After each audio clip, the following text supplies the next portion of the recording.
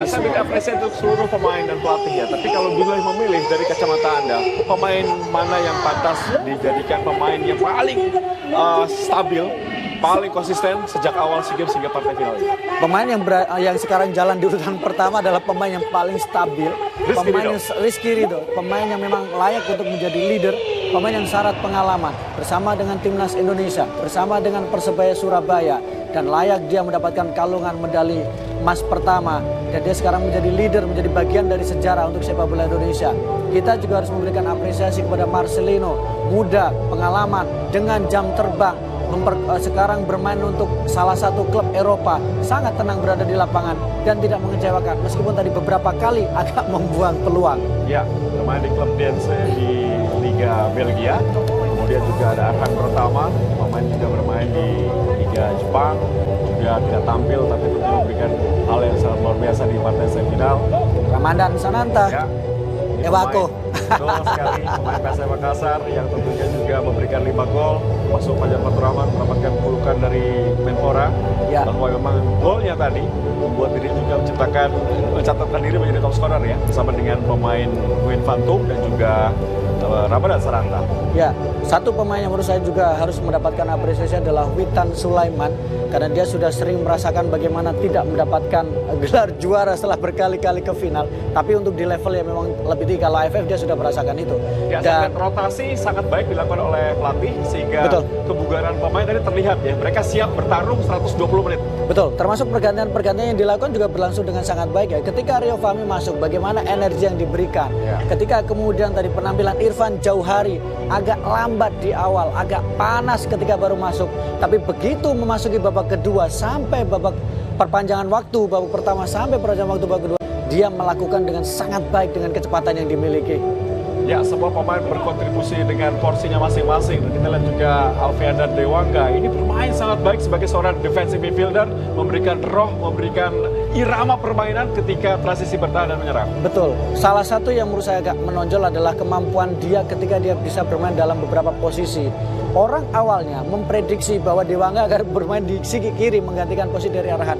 Tapi justru Coach Indra Safri mengambil keputusan lain, memasukkan pemain yang minim pengalaman untuk tampil di laga final, Haikal. Dan ternyata Haikal awal-awal sempat agak gugup, awal-awal sempat beberapa kali kecolongan. Tapi pelan-pelan dia bisa beradaptasi. Bima Sakti, kita tahu bagaimana dia bersama dengan timnas U16 ya, mendapatkan gelar juara, legenda sepak bola Indonesia.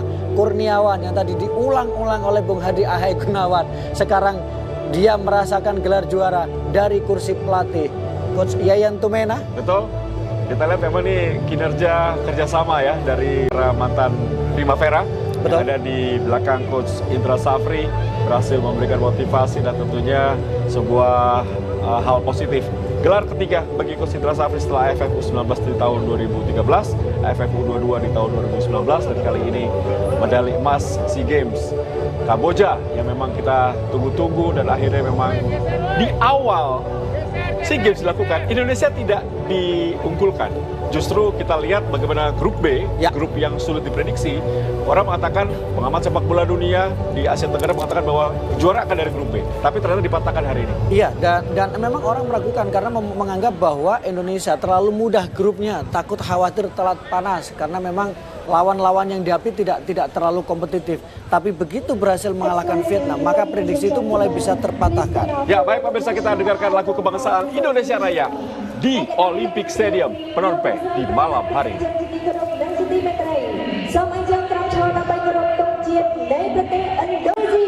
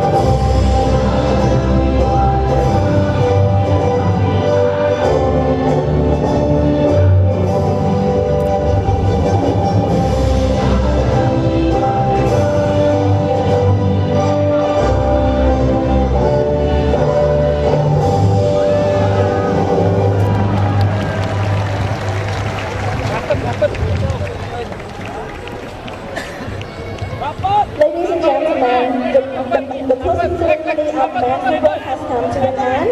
Thank you so much for your attending from the beginning till the end. We wish you all the best and goodbye. Thank you so much.